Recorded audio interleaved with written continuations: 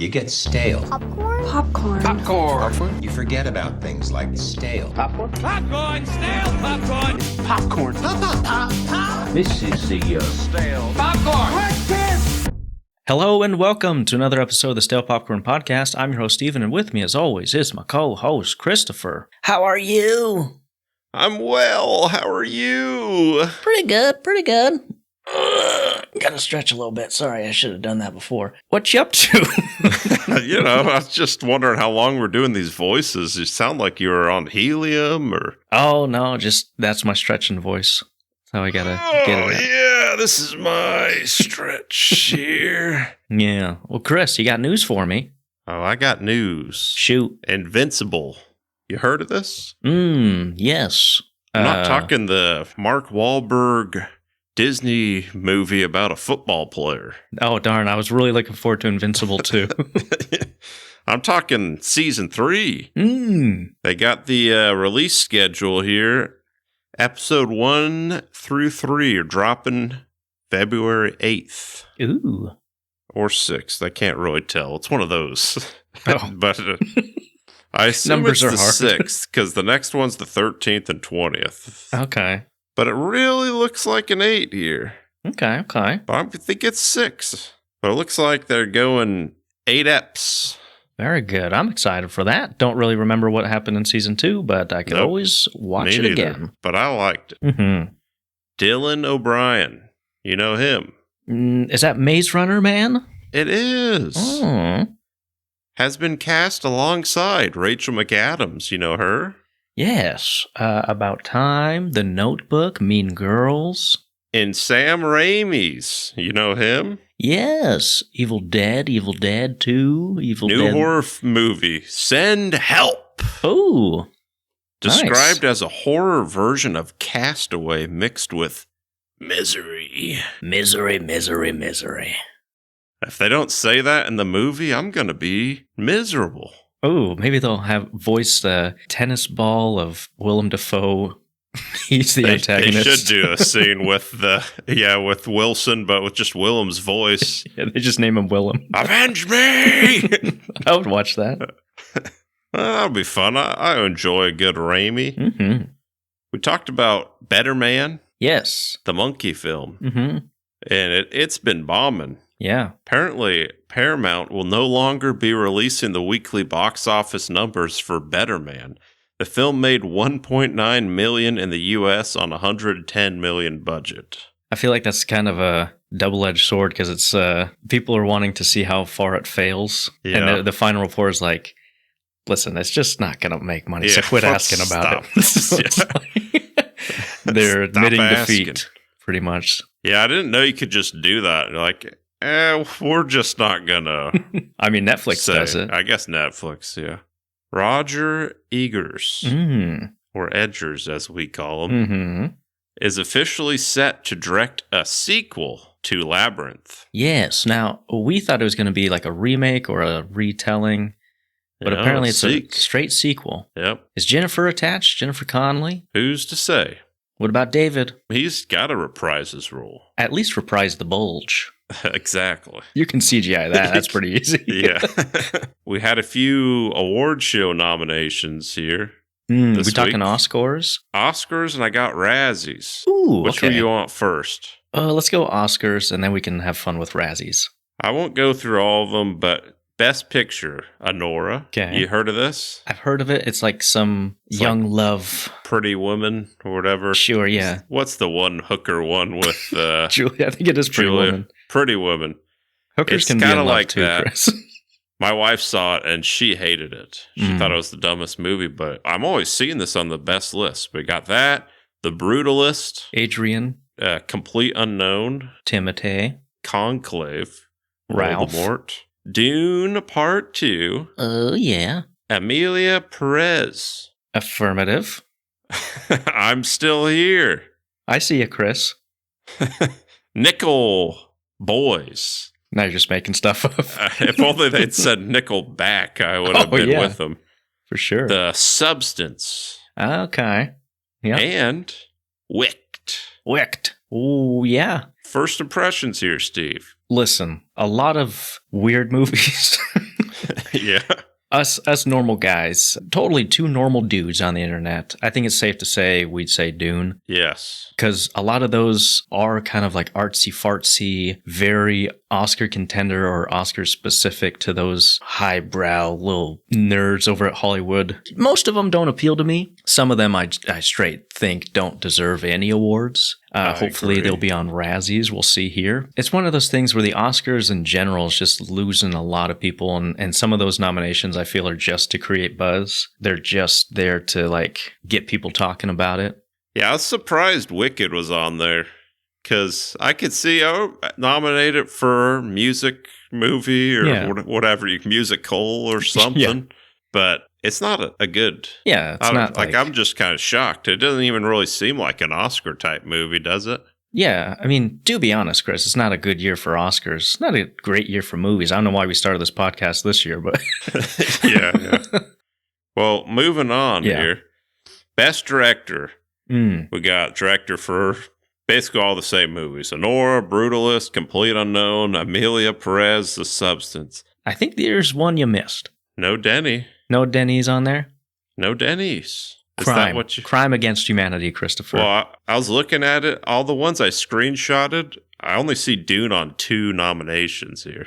For Best Movie, Cinematography, and Production. Like, none of the actors, not even the director... I think it's because Dune came out, February? Yeah. That's why Denny's the GOAT. Mm-hmm. And by not all time, but the GOAT of 2024. Oh, sure.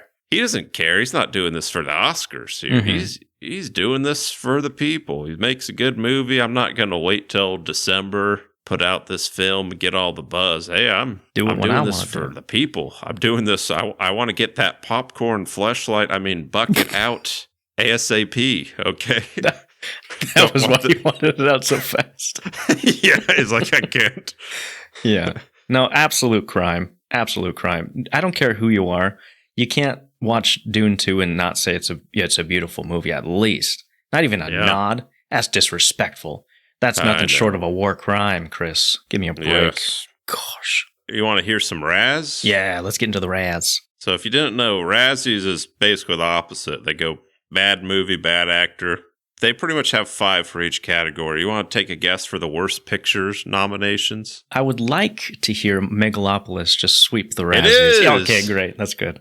Adam Driver, Bloody. Shia's got to be on there. Shia was on supporting actor. Okay, that's good. I don't believe Adam. Doesn't look like he made it on. I guess going back to the movies, Borderlands has got to be on there. It is! Okay, good. And you got the director, Francis Ford was on Worst Director. Wow. As well as Eli Roth for Borderlands. Madam Web? Madam Web. Gosh, that seems so long ago. That director also nominated for Worst Director. You gotta maybe have and Craven. Worst Actress. Because a lot of people maybe hated Craven. Something to hate on. It wasn't on Worst, but I remember seeing it on some nomination. Aaron Taylor and his Johnson's interview should be on there somewhere. No, I thought he did a great job, but you got to tie it back. He did his job, yeah. He did his job. What else is on there? Joker. Oh, Full ado. Yeah, of course. I don't know why I didn't think of that one. And Todd Phillips got nominated as well. And Breaks My Father's Heart, Reagan. Oh, no. Did you have to call him and console him? I haven't told him yet. I'm scared if he hears the news, he might die of a heart attack. So Daddy, no one say down. the news. Yeah. Worst directors, all the ones I said, and also Jerry Seinfeld for Unfrosted. Apparently directed a film. Yeah, the Pop-Tarts movie. Yeah, I heard it wasn't that good. Yeah. Our worst actors, Jack Black in that one Satan movie, Dear Santa. Sure. Zachary Levi, R.I.P. to our sweet, sweet boy in that Crayon movie. Harold. Yeah. Joaquin Phoenix.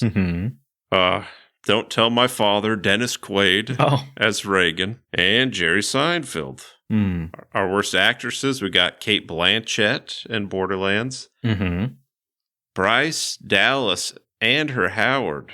Argyle. Okay. Which, looking back, I do remember thinking she was pretty bad in it, and it just kind of reflashed, because Sam was good in that movie still. Sam's great. But he can only do so much. Yeah. Dakota and Herb Johnson. Madam, in yeah. Madam Web, Lady Gaga Mhm. in Joker, and I'm glad this made it, and this probably would be my vote, Jennifer Lopez in Atlas. Yes. That's got to be the least amount of effort ever put in a film where you're on the screen for 90% of the Yeah. movie, you know? I'm glad that one didn't fly under the Razzies radar because it's very unforgettable. In fact, I didn't remember it existed until you said her name. But now, like a punch in the face, flooded back all the bad memories. I'm like, that's deserved Yeah, of. So, that's it. yeah. And then supporting actors, we got a double black of the Jack variety. Jack Black as Claptrap in Borderlands. I forgot who was in that. He was in there, yeah. Also Kevin Hart in Borderlands. Tahir Rahim in Madam Web. I think it's the villain. Oh, what was the villain's name? A Jaguar guy or something? Black Spider-Man. Ezekiel Sims. That's right. Yes. And John Voight from Anaconda. Remember? Megalopolis. Oh, yes.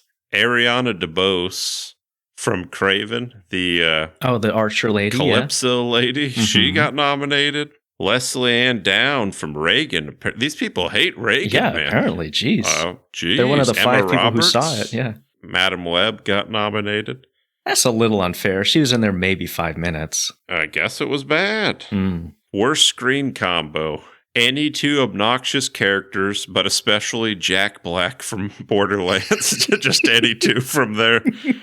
The entire cast of Megalopolis. Yeah. Dennis Quaid and Penelope Ann Miller and Reagan and Joaquin Phoenix, Lady Gaga. Worst remake, ripoff, or sequel. The Crow.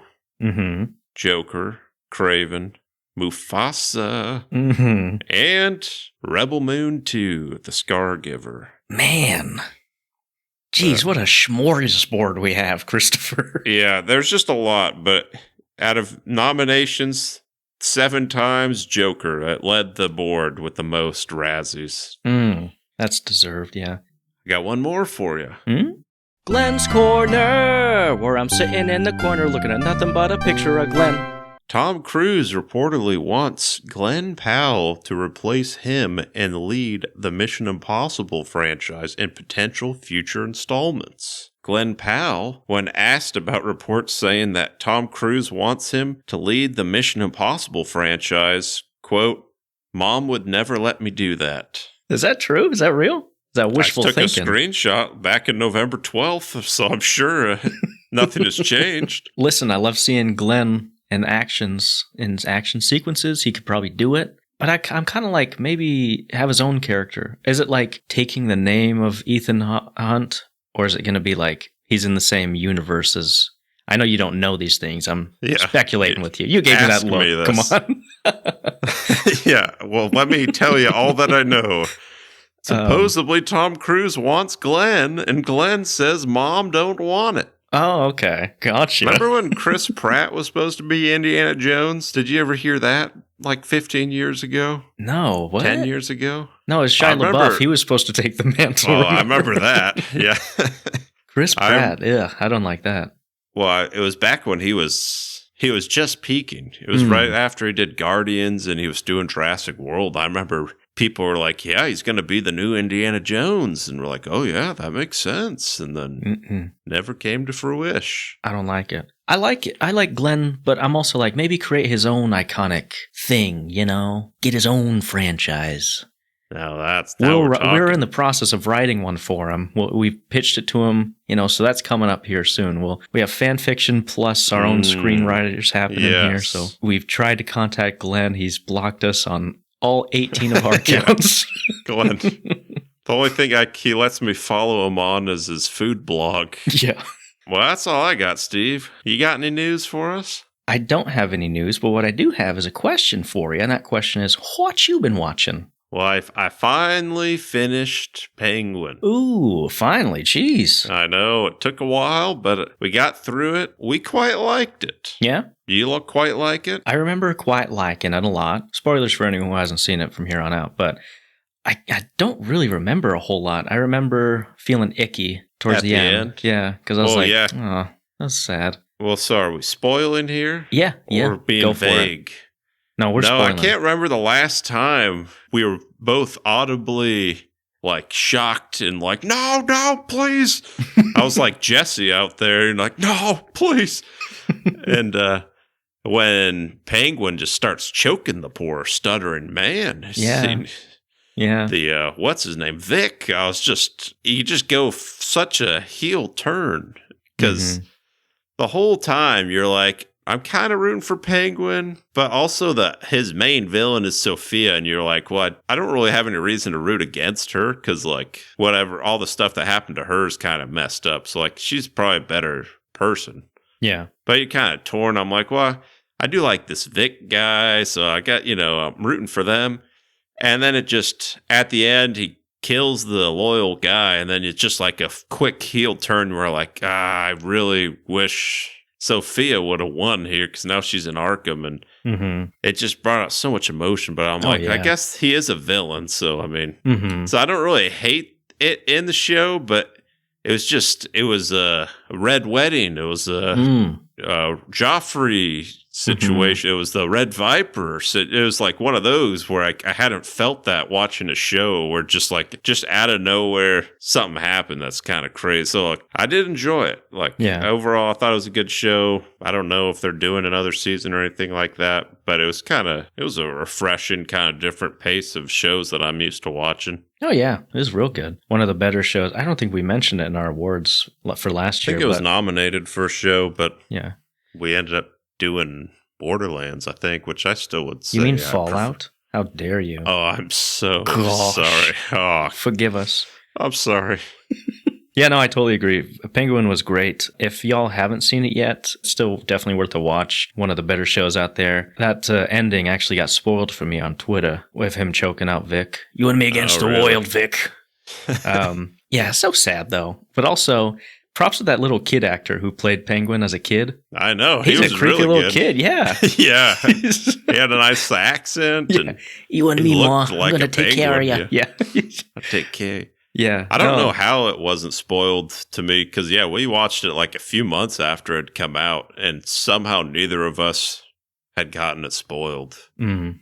I also watched Den of Thieves. 2 or 1? Both, actually. I watched both because there wasn't a lot of movies in theaters the last few weeks, and I'm like, well, I do kind of want to see this Den of Thieves, but I've never seen the first. But it was just like finding the time to put on the first. So anyways, yesterday, I finally put on the first. Mm. I thought it was okay. It was kind of, you ever seen Heat? Mm. Robert D. and Al P. I don't think so. Oh. Well, it's like a man's. very poor man's Heat. But it's kind of like the Town. You see the Town? Yeah. It's kind of like a that. Ben and Jeremy, yeah. Maybe a step down from the Town, but I like the Town quite a bit, actually. But so we're talking bank robbers? Basically, yeah. Okay. First one, I don't remember it being that long, but it's like it starts off with, action. Mm-hmm. And then the whole thing is them planning a heist. And at the end, Act 3 is real good. The middle is just kind of boring because it's just like, oh, let's plan this. Let's play. I'm like, give me some more action. Throw in like a few heists or something. But overall, I mean, it's pretty good. I'll probably stand up, clap for 3 minutes for the first one. Sure. And then I just got out the theater watching Den of Thieves 2. Ooh, what's it? Den of Thieves 2 Planetarium or Planetarium? I don't know, something like that. And this one, 2.5 hours long. Oof. Way too long. How many heists? One heist. Well, 2 heists, technically, I guess. Mm. But it's the same thing. They do a heist in the very beginning, and then it's just like 2 hours planning this heist. And then the heist at the end, like third act's always really good, but that second act is just so lolly, moseying around. I think this one I liked maybe slightly better. They're both pretty similar, but I think the heist at the end of this one is more intense, and it's like a longer, more like heartthrob. Plus, there's more, I guess, mystique in this one. Mm-hmm. Because of that, I'll give it an extra minute. I'll stand up, give it 4 minutes. Oh, okay. We joked a lot when we were hanging out that we're like, this Den of Thieves too. I We're seeing it everywhere. You see those posters everywhere. And the theater I went to, because, it's been out at least, 3-4 weeks? Yeah. It was packed. Like, Really? I had to sit next to people. I'm like, what is... It's been out for weeks, and my theater's normally, You had to not sit that next to busy. people. I know. I can't believe it. Anyways, what you been watching, Steve? Chris, I watched Severance. Oh, Season 2, Episode 2. sure. Let's talk about it, huh? Let's do it. Let's dive in. Milchek's cool helmet first. Oh, that was a cool helmet. It was a cool helmet. Definitely a camera or something. Oh, for surezies. This was the episode that I was hoping to see. I thought this kind of was the one that it would kick off the season with, because it was like the outside world. Yes. And we got to see... outside. Oh, yeah. Got to see what happened after the events of the finale. So I thought I'd do Chris's, instead of going in chronological order, I thought we could just go over each character and what they did in the episode and kind of give thoughts and everything like that. Be sure to like or whatever, subscribe, do whatever you want. I'm not your boss. But let's start on Milchek, eh? His cool bike helmet. Yeah. If you were to give me 50 guesses of what he drove, never would have been a cool motorcycle. Yeah. He's got a cool motorcycle, cool helmet. He's got a cool vibe. But he's on cleanup duty after the events of the finale. He's going through and making sure everyone's kind of in order. He goes to everyone's house. Irving and Dylan kind of fires them, but doesn't really tell them what happened. And meets up with Helena from Lumen. They devise some more plans. They go on some more adventures together, you could say. What did you think of Milchek in this episode? Is this the first time we see him as an Audi, like outside of work? Yeah. Right? Mm-hmm. Because most of them, I feel like they're different. Like in work, he seems like he's, very professional, monotone, like kind of like a robot. Yeah. And then you kind of assume like he'd be normal, because everyone in all the innies, they're kind of like kids almost. Like they seem more childish. Yeah. Not like a normal person versus an Audi is just like a normal person. So I thought that was kind of interesting how he's just like exactly the same. Mm-hmm. Maybe he is a robot. I just thought of that in my mind. Maybe that would they're be cloning. a good twist, yeah. He's a robot. He's a synth because he does bleed, but yeah, he's got those robotic tendencies. Yes. He's just like very methodical. There's always something behind those eyes, another motive. Very interesting to watch. He does a great job at it. Helena Egan, I thought that her whole story this episode was really good. We see her outie for the first time. She gets called, I had to write it down, a fetid Muppet. Oh, yeah, from Daddy. From Daddy. Fetid Muppet? I had to look up what that was. Credit to author Neela Debnath at Express UK. She wrote, fetid is usually describing something that has gone off or bad, that smells so bad it's wrong. He basically is saying how the innie, Helly R, has essentially rotted, polluted, and tainted his darling daughter Helena. Father of the Year award. Yeah. She meets up with Cobell, gives her a promotion, but Cobell immediately is like, nah, man, I see through the lies of the Jedi type deal where she knows, there's more going on. Helena then records an apology about her behavior, saying she was drunk and on a mixture of, medicine and pills and stuff, and she put back too much of that sauce. You know what I mean? And she actually watches security cam footage of her innie kissing Mark. And I thought that was pretty interesting because last season she told her innie, basically, you're not human. You're not a real person. You're just like a thing, kind of subhuman, if you will. She's seeing now that these things, these people have real emotions and lives. And I got the sense that maybe she's jealous of her innie. That potentially she's living a better life than her outie, a more fulfilled life, you might say. What do you think of that? It makes sense because you kind of feel a little more bad for the outie because before this, you're just like, oh, she's the CEO's daughter. She's a jerk. Mm-hmm. But then you kind of see like she's just trying to make daddy proud, Is she, or is she like a weird... I don't know. It's hard to tell. She's mysterious, man. Her outie's mysterious. Oh, you think so? I was getting the vibe like she's trying to please her father here.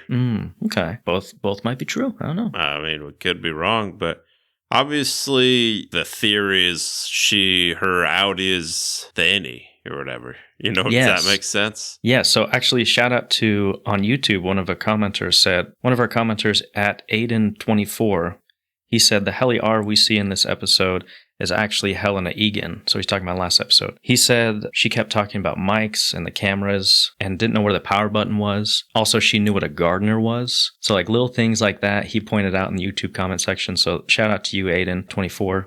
So didn't the other guy know what a gardener was? Who, Irving? He was like a night gardener. Like it was weird because there's a gardener at night. But Yeah, it seemed like so he I knew think what a like gardener. there's a lot to look into there because it's like, what do you mean? Like there's obviously a what do you mean there?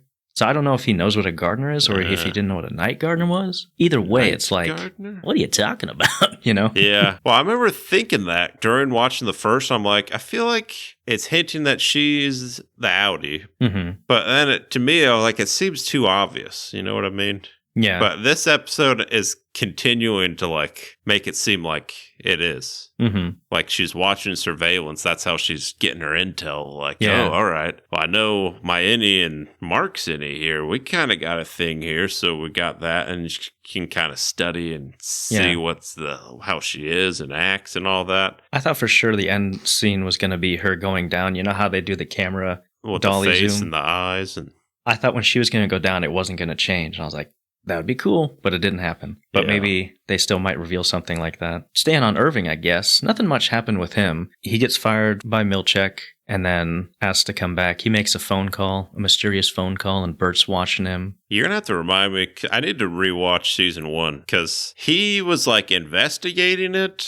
Mm-hmm. Like his Audi is. Yeah. And then he calls someone and he's like, my innie got the message, right? Yeah. That's what he says. Mm-hmm. Does it show his Audi investigating that much in season 1? You're going to have to give me a No, in refresher. season 1, we don't see his Audi at all. Okay. But we see evidence that he's investigating Lumen. He's got Bert G's house marked on the map. I think he had the employees like on the paper, Yeah. it looked like. So he's just stopping by. Hey, coworker, how are you? Mm-hmm. What does his innie do? I remember he goes and finds Bert, and Bert's got like a wife, or has he got a gay lover? What's going on there? Remind me. Yeah, so he goes and sees Bert. It looks like he's in a relationship. Looks like he's a taken man. So then he starts pounding on the door and like, trying Man to or reach out to woman, him. though? Is he? Oh, it's a man. So yeah, Oh, okay. Bert's gay and on this Audi too. My wife, we were watching, I don't know if this will get me in trouble, but she was like, what if you were severed and your innie was just like a flaming homosexual? And you're just like coming home sore every day from work or whatever. Like, I have no idea what this guy's doing. Just.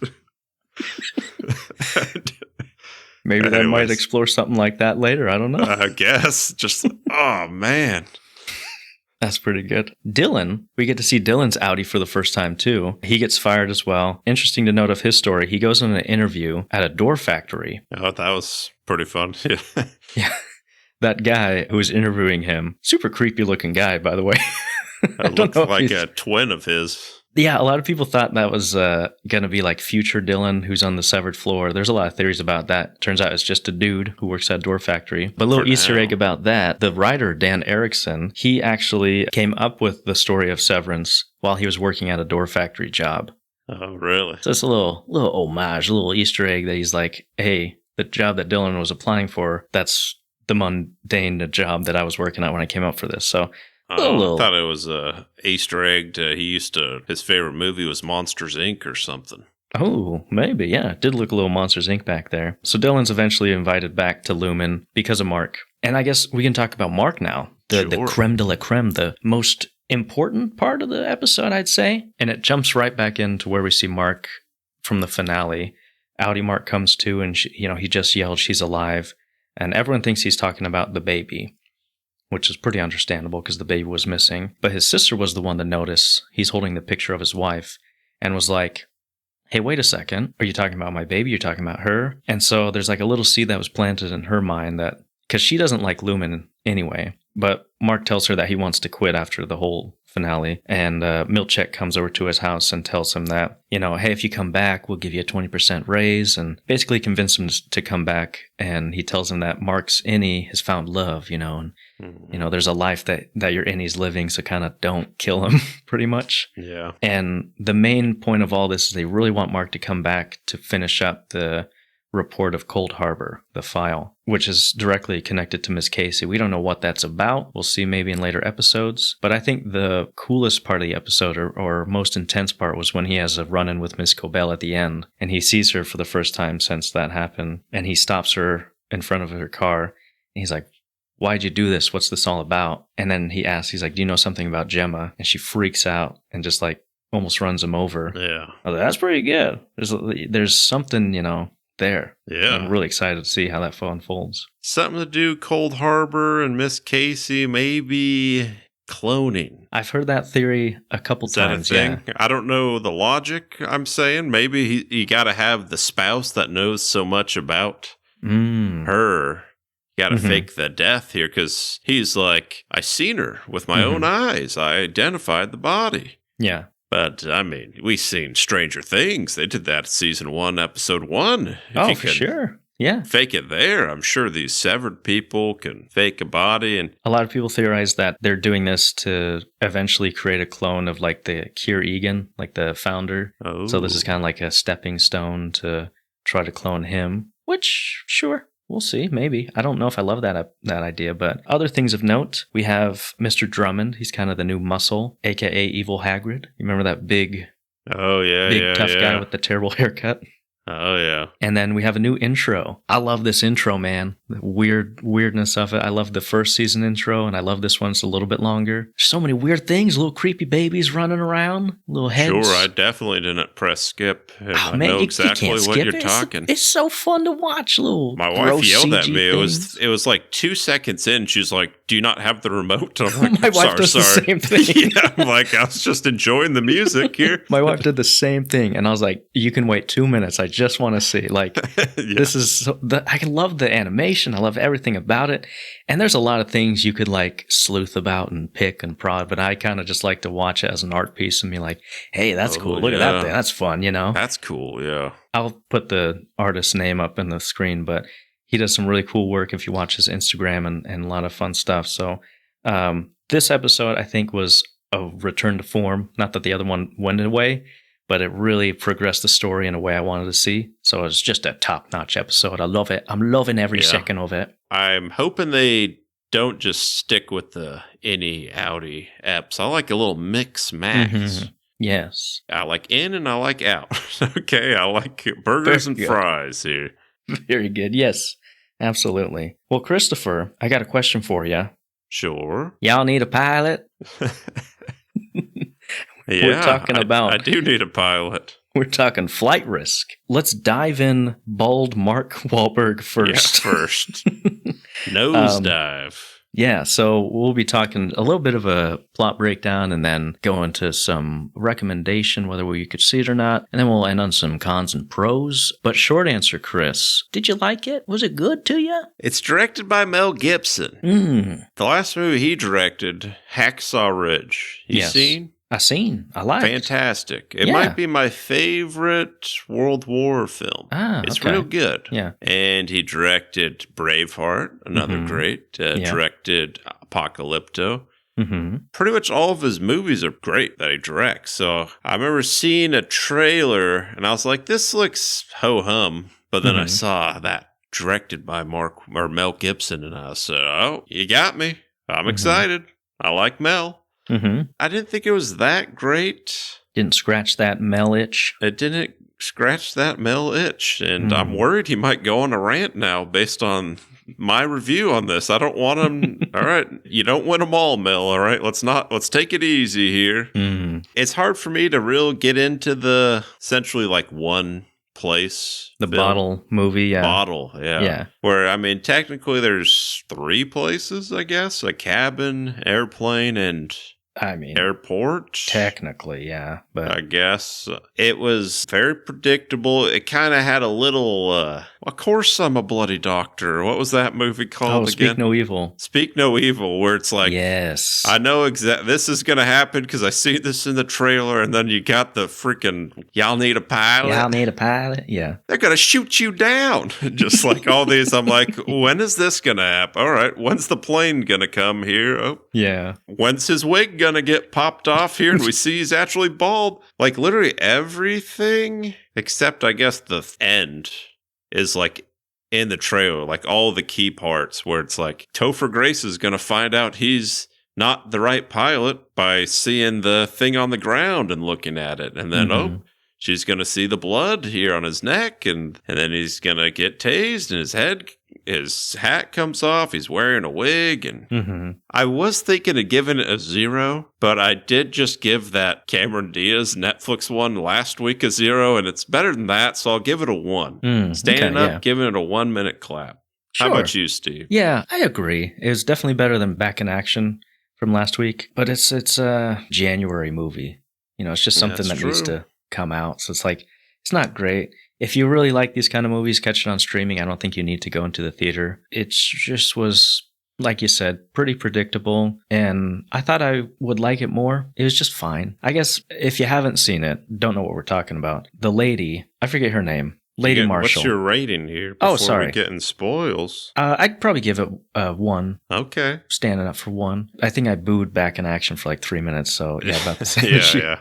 So I guess spoilers from here on out. But so the lady Marshall, I forget her name, Harris. Sure. She's tasked to transport Topher Grace because he's a witness in some New York case. They're in Alaska, middle of nowhere, Alaska, and they got to charter down to lower 48 area. And Anchorage. I think they're going to Anchorage. Oh, they're going to Anchorage, and then they're going down to wherever, Seattle. Yeah. And they get on the plane, and what's supposed to be just a quick hour 45, nice, easy. 90 minutes exactly, actually. Oh, they say it multiple times, but okay. Go ahead. It's anything but easy riding, and so you find out that Marky Mark is not who he says he is. He's actually like an assassin for the mob. You can piece together what happens from there.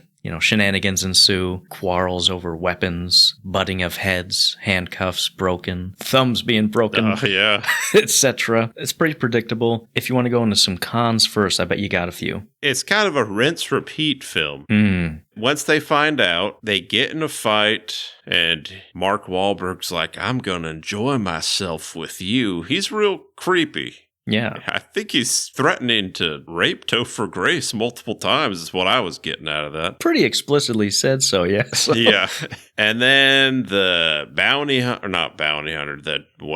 agent lady, Agent Harris, yeah. She fights back. She hits him, and then he gets knocked down. Then she tries saving the plane, and then he gets back, and then she tases him, and he falls back, and they tie him up. And then 20 minutes later, he escapes, and they fight again, and they knock him out. And then 20 minutes later, he gets up, and they fight again, and then they knock him out. It's just like... I think 4 times that happened. 4 times, the same exact, where I'm like... I almost don't feel bad for you because you should have killed him the first time. Yeah, it's like, oh, you can't shoot here, put holes in the plane, and then 30 minutes later she shoots, and this guy just cannot die. He takes like 4 bullets to the abdomen, chest, stomach area, and he's fine. Very predictable, and it's just like the same thing. That's kind of why. The first shot. I don't know if you noticed. You know how like studio logos come across the screen and then sometimes it's like an array of different things. Maybe it's like a silhouette of a bird or, I thought we were still in the studio logos happening because it pans down on like this animated little cottage in a snowy forest. It looks like an animated like Disney DreamWorks picture. But I'm like, oh, this is the movie starting. And it looks weirdly terrible and out of place. I don't know if you noticed that. I did, actually. I was like, what is that? What is that? Also, I don't know if they knew that taxidermists existed, because if they did, they would have just used a taxiderm moose. As opposed to that weird... like CGI one. Probably the worst moose I've ever seen in my life. It would have been better if you just had 2 guys holding up a moose head. It would have looked better than that thing. There are a couple minor ones. There's like, they make it very apparent that you can't speak to anyone if you don't have headphones. And then they just forget about that. They just go for it. So that was a little annoying, a little inconsistent there. But like you said, there's ebbs and flows of manufactured tension. That was kind of annoying. Some of it worked. I think towards the beginning it worked more. And then towards the end, you're like, all right, we're on our 3rd go of this. Like, you got to have some core competencies under your belt that you just put a bullet through the guy. She doesn't learn from her mistakes. She really doesn't. Later in the movie, she confesses to Topher that this ain't her first rodeo. She had another witness that she was supposed to protect. She ended up letting the witness take a shower by herself which was against the rules because you always got to have your eye on the witness. And then the mob or whoever ended up Molotoving killing the person. So she lands the plane. What does she do first? She leaves Topher doesn't stay with him. And then guess what? He almost gets murdered again. And then she comes back. I'm like, did you learn nothing? You had one job. Thing? Like, goodness gracious. She's not qualified. She isn't. She's not good at her job. She got her boss lady killed. And yeah. I wasn't a big fan of that aspect. Yeah. The conspiracy that goes all the way to the top. You know, it turns out the director of the Marshals is in on the, Topher Grace's character. He's an accountant that cooked the books for a mob. And it turns out director of the Air Marshals was on his payroll. I guess. I was like, $25K, yeah. All right, yeah. $25K a month? I mean, it's not bad. That's it's not bad. A little stipend there, but... And then I think my biggest con, with a lot of merit, I'm not a pilot. I think they could have used a little more plane consultants on this film. Because there are moments where I was like, listen, I've played some flight simulators in my day, and I know that, I don't know, man, like, it just, a lot of it was not adding up, not mathing, as they say. There was one scene that was pretty funny. He's like, I don't remember what it was, a knob to or turn your radio to 151 or something, and she just overshoots it by like 10 points. Yeah, I'm like, geez. I was like, did I hear that number wrong? And then she goes back. Chris, I thought the exact same thing. Yeah. I was like, maybe she's in distress, but I'm like, surely you turned it come on, no one misses that badly. Yeah. There were certain things about the whole plane aspect where I was like, yeah, they definitely needed an extra knowledgeable person. Or they're going they're high up, but they're not above the clouds or anything. And then one of the fights, it just makes them go to a straight nosedive. And it's doing it for a good 30 something seconds where I'm like, you're not that high up. You would hit the ground at the speed. If you just go full speed to the ground, there's no way. And she pulls up in time miraculously. And even though she hits through a thing of snow, plane's fine. Yeah. Or I feel like if you get a little bird strike, your plane's going down, let alone flying through a freaking mountain. Yeah. But it would have been crumbled. Yeah. If this was just some first time director, I'd be like, all right, that makes sense. But when it's Mel Gibson, someone that's directed multiple movies and obviously he knows what he's doing, it just seems like someone phoned it in for a movie because plot doesn't really make that much sense. Mark Wahlberg, he works for the mob, but he's just a crazy guy. Yeah. Basically, and he's like, I don't really care if I die. I just want a piece of Topher Grace, if you know what I mean. Yeah, there's a lot of undercooked items in this. We can get into some pros, but a lot of it was maybe you spent just a little bit more time on that, flesh it out a little bit. Maybe that would have helped. I didn't know this was directed by Melvin Gibson. I went in blind, and when that title sequence came up, I was like, Mel? Wow. Mel, this isn't you? Are you okay? You doing good? Is he in the clear? Has he been pardoned? I mean, he got nominated for Hacksaw Ridge. I think that was his return to form. He got Oscar nominated. I guess that means you're clear. He's a good director. Hacksaw Ridge, Braveheart, all that jazz. His thing, he got canceled for anti-Semitism, right? He was against the Jews. I mean, everyone's got a little Mel Gibson in them when they play Jackbox. Am I right? Strictly in Jackbox. Just in Jackbox. Yeah, I think he was yelling. Maybe I'm getting a Christian Bale. Maybe it was a voicemail. Christian Bale was the one that was freaking out on set of Terminator. Yes, Salvation. But Mel Gibson, I think he had some leak where he was going, the Jews, weather. Yeah, not a great look. Yeah, I'm surprised he didn't make Mark Wahlberg a Jewish man in this. Maybe he is. I don't know. Maybe. Who's to say? So, yeah, you want to talk about some pros? Yeah, I got a couple pros. Number one, it's an hour 30. There it is. It's a quick short. one. Yeah. It's quick. In and out of the theater, why I was 2 hours 90 tops, minutes. Yeah. Mm-hmm. So that was good. I thought Mark Wahlberg's character was a little over the top, but it was still it was fun. One of the better things of the movie. I'd say it's probably the best. Yeah. I liked his unsuspecting nature.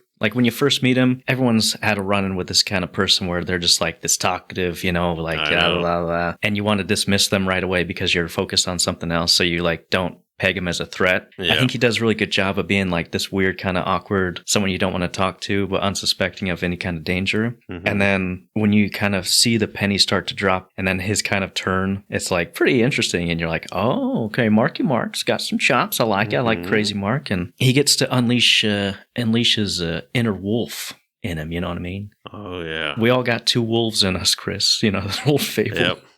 Two wolves, one body. One of which is a competent hick pilot, and the other one's this maniac weirdo who loves gays or hates gays, or which one is it? He's into all. He's into that's everyone, called. yeah. A lot of that going on. He's a D all of the above. Oh, yeah. Especially the D. Ooh. Yeah, so he's making a lot of remarks in that regard. Yes. But he was a lot of fun. I think just going back is very frustrating to watch. He's spent most of the time unconscious and incapacitated, where I thought it was going to be like, I mean, I guess you have to do that in this kind of movie, but as the best part of the movie, he's only in it for maybe 20 minutes. Yeah. Like actively. I was like, okay. You could tell it didn't take itself too serious. Like, it wasn't really funny per se, but people were trying, like Topher was trying to be goofy. You know, Mark was over the top. Mm-hmm. I like it when movies don't take itself too serious, and this doesn't. Yeah, there were some funny parts. I think Topher Grace said, I don't want to be raped by a bald guy or something.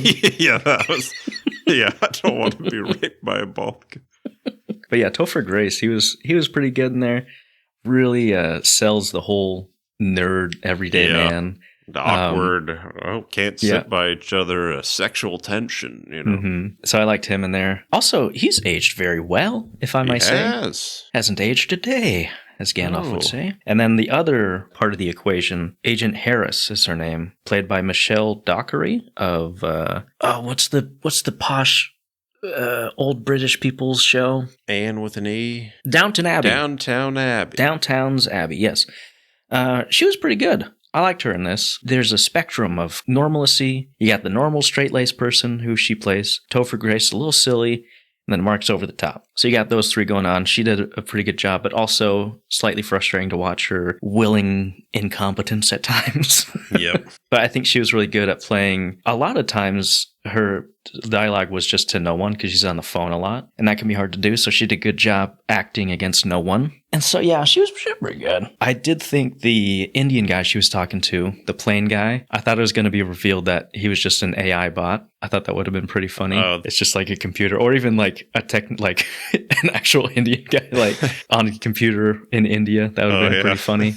But it turns out it's like this kind of handsome guy who's like, hey, let's get a drink afterwards, you know. It was kind of weird how he's just like immediately hitting on her. Oh, we got to get a date with me, you know. Yeah. Hey, I'm handsome, you're cute, you know. Let's keep it professional, Hassan.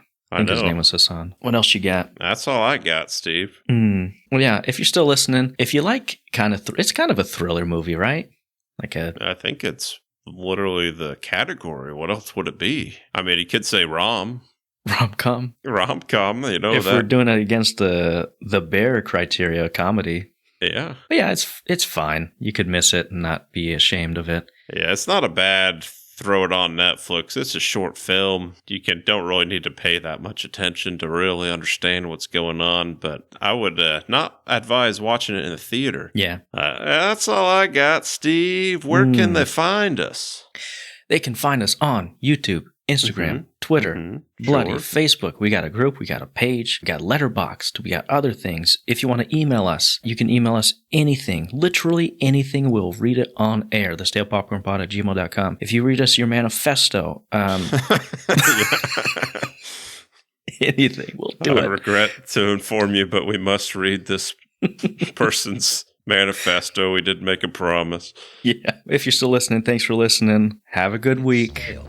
Bye. Popcorn. You forget about things like stale. Popcorn. Popcorn. Stale popcorn. Popcorn. Pop. This is the Stale popcorn.